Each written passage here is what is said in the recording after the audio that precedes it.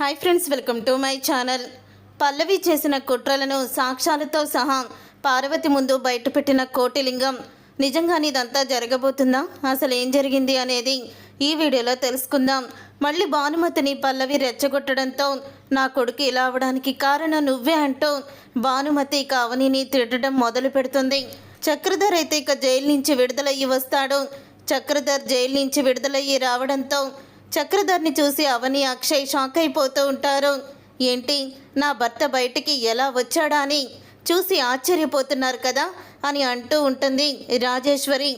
నా భర్త ఏ తప్పు చెయ్యలేదు కాబట్టి ఆ భగవంతుడు ఆయన్ని బయటికి తీసుకువచ్చాడు అని చెప్తూ ఉంటే, అవును పిన్ని, నీ భర్త ఏ తప్పు చెయ్యలేదో, మోసం చేశాడు, ఒక కుటుంబాన్ని నాశనం చేయాలనుకున్నాడు అని అంటూ ఉంటుంది అవని. అయితే ఇక అవని అన్న మాటకి అప్పుడే ఇక రాజేశ్వరి అయితే, చూడవని, ఇప్పటి వరకు కూడా నా భర్త నాతో లేరు కాబట్టి మీ అందరూ ఆటలు సాగాయి. మీ మూలంగానే కదా మా అన్నయ్యకి ఆ పరిస్థితి వచ్చింది. ఇంకా ఎప్పటికీ మీరు ఇలాగే ఉంటారు అని చెప్పేసి ఇక వెళ్ళిపోతుంది రాజేశ్వరి. అప్పుడు ఇక చక్రధర్ అయితే, నన్ను జైలుకి పంపించిన ఏ ఒక్కరిని కూడా నేను వదలను అని కోపంతో వార్నింగ్ ఇచ్చినట్టు ఇచ్చి ఇక వెళ్ళిపోబోతుండగా అప్పుడే రాజేంద్ర ప్రసాద్ అయితే వీల్ చైర్లో కనిపిస్తాడు. చక్రధర్కి వీల్ చైర్ దగ్గరికి వచ్చి చక్రధర్ అయితే, నీ కుటుంబాన్ని నేను సర్వనాశనం చేసే వరకు నిద్రపోను రాజేంద్ర ప్రసాద్, చూస్తూ ఉండు. నీ కళ్ళ ముందే నీ కుటుంబం నాశనం అవుతూ ఉంటే నువ్వు ఎలా తట్టుకుంటావో నేను చూస్తాను అని అంటూ చక్రధర్ రాజేంద్ర ప్రసాద్ దగ్గరికంటా వెళ్ళి మాట్లాడుతూ ఉంటే అప్పుడే ఇక రాజేంద్ర ప్రసాద్ చెయ్యి అనుకోకుండానే ఇక పైకి లేచి చక్రధర్ చంప పగలగొడుతుంది. దాంతో ఒక్కసారి అందరూ కూడా షాక్ అయిపోతూ ఉంటారు. అప్పుడే, నాన్న మీకు స్పర్శ తెలుస్తుందా నాన్న అని అంటూ ఉంటాడు అక్షయ్. అయితే డాక్టర్ గారు చెప్పారు కదా, ఆయన మెదడులో ఏవైతే ఎవరి గురించి అయితే ఎక్కువ ఆలోచిస్తారో, ఎవరి మీద ద్వేషం పెంచుకొని ఉంటారో, ఎవరి మీద ఇష్టాన్ని పెంచుకొని ఉంటారో, వాళ్ళ మాటలు, వాళ్ళ స్పర్శ విన్నప్పుడు ఆయనలో చలనం వస్తుంది అని. అలాగే వచ్చింది. ఈ చక్రధర్ని చూస్తూ ఉంటే నాన్నకి మండిపోయి ఆయన చేతులకి స్పర్శ వచ్చి ఆ చక్రధర్ చంప పగలగొట్టాయి అని అంటూ ఉంటాడు అక్షయ్. ఇప్పటికైనా తెలుసుకో, మా నాన్నకి నువ్వంటే అస్సలు కూడా ఇష్టం లేదు, పోరా బయటికి అని అంటూ ఉంటాడు చక్రధర్. అప్పుడు ఇక పల్లవి అయితే, మా డాడీని బాధ పెట్టిన వాళ్ళెవ్వరూ కూడా బాగుపడరు అని అంటూ ఉంటుంది పల్లవి. అయితే పోవే నువ్వు కూడా బయటికి, మీ నాన్నతోనే పో బయటికి అని అంటూ ఉంటాడు కమల్. అయితే అప్పుడు ఇక పల్లవి అయితే, నువ్వు నా మొగుడు అనుకొని చెప్పుకోవడానికి కూడా నాకు సిగ్గుగానే ఉంది. ఏ రోజు కూడా మాకు సపోర్ట్ చేసి మాట్లాడవు కదా, ఎంతసేపు మీ వదిన అన్నయ్య జపం తప్ప నన్ను ఎప్పుడు పట్టించుకున్నావు నువ్వు అని అంటూ ఉంటుంది పల్లవి. నువ్వే గనక పట్టించుకొని ఉంటే నాకు ఈ పరిస్థితి వచ్చేది కాదు అని అనగానే, అవును, నేనే గనక నిన్ను పట్టించుకొని ఉండకపోయి ఉంటే ఈ పరిస్థితి నిజంగానే వచ్చేది కాదు. నిన్ను బాగా పట్టించుకొని ఉండాల్సింది.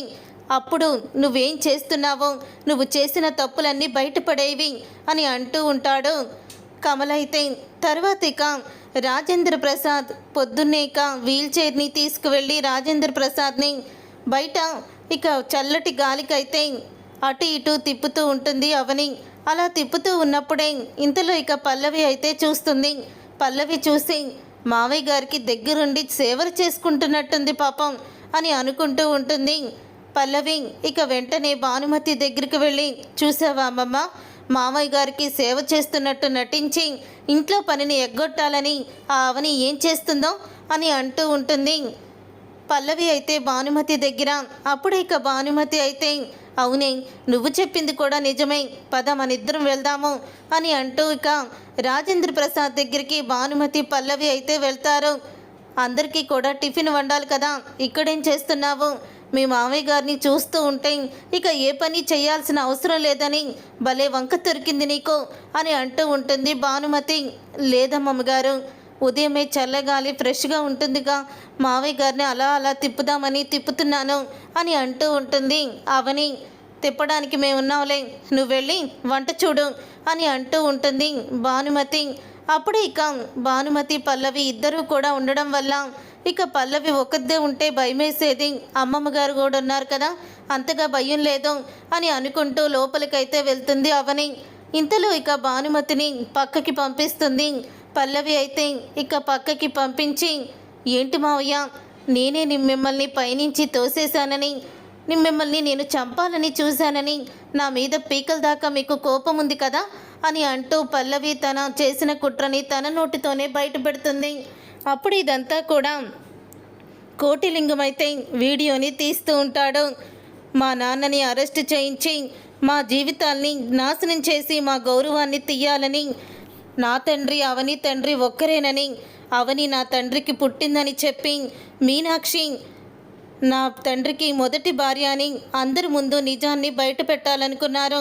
అప్పటికి బ్రతిమలాడాను, కాళ్ళు పట్టుకున్నాను, వినలేదు కదా, అందుకని ఈ పరిస్థితికి వచ్చారు. ఇంకెప్పుడు కూడా నాతో పెట్టుకోకండి, తర్వాత మీకు ఈ పరిస్థితి కూడా ఉండదు, చావు తప్ప ఇంకేమీ మీరు చెయ్యలేరు అని అంటూ బెదిరిస్తూ ఉంటుంది పల్లవి. అప్పుడే ఇక పల్లవి బెదిరించడం అంతా కూడా కోటిలింగం వీడియోనైతే తీసేస్తాడు. అందరూ కూడా అవని అక్కని అవమానిస్తున్నారు.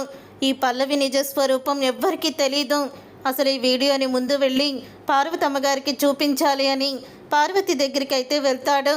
అమ్మ చూడండి, సార్ని ఎవరు పైనుంచి తోసేశారో ఈ వీడియోలో ఉంది చూడండి అని అంటూ వీడియోని చూపిస్తాడు. అప్పుడే పల్లవి రాజేంద్ర ప్రసాద్ దగ్గర కూర్చొని మాట్లాడుతున్న మాటలన్నీ కూడా దాంట్లో వినపడతాయి. నేను పైనుంచి తోసేసినా సరే బతికి బయటకు పడ్డారు, కానీ తర్వాత మిమ్మల్ని నేను బ్రతకనిస్తానా, మీ నోటి వెంట మాట వచ్చేలోపే మిమ్మల్ని చంపేస్తాను అని పల్లవి అయితే ఇక రాజేంద్ర ప్రసాద్ని చంపేస్తానని బెదిరిస్తున్న మాటలు అన్నీ కూడా వీడియోలో పడతాయి. అప్పుడు అది చూసి పార్వతి ఇక కోపంతో రగిలిపోతూ ఉంటుంది. కోపంతో రగిలిపోతూ లోపలికి వెళ్తుంది. ఇంతలో ఇక భానుమతి అయితే, ఏంటే ఇంకా వంట అవ్వలేదా నీకు, రా బయటికి అని అవనిని తిడుతూ ఉంటే అప్పుడే ఇక పల్లవి దగ్గరికి వెళ్ళి పల్లవిని పైకి లేపి చంప పగలగొడుతుంది. ఒక్కసారి ఇక పక్కనే ఉన్న భానుమతి షాక్ అయిపోతూ, ఒసే పార్వతి, ఎందుకే దాన్ని కొట్టావు, ఏం చేసింది అది అని అంటూ ఉంటే, ఏం చేసిందా, మీ కొడుకుని పైనుంచి తోసేసి చంపాలని చూసింది అని అంటూ ఉంటుంది పార్వతి. ఒక్కసారే షాక్ అయిపోతూ ఉంటారు అందరూ కూడా. ఇక కమల్ అయితే, ఏంటమ్మా నువ్వు చెప్పేది అని అంటూ ఉంటే, అవునరా, ఇదే మీ నాన్నని పైనుంచి తోసేసి చంపేయాలని చూసింది అని అంటూ ఉంటుంది పార్వతి. ఈ వీడియో చూడు అని వీడియోని చూపిస్తుంది. రాజేంద్ర ప్రసాద్ దగ్గర తను చేసిన మోసాన్ని, కుట్రని తనే నోటితోనే బయటపెట్టిందంతా కూడా ఆ వీడియోలో ఉండడం వల్ల ఆ వీడియో చూసి పల్లవి ఇదంతా చేసిందని నిజం తెలుసుకుంటారు.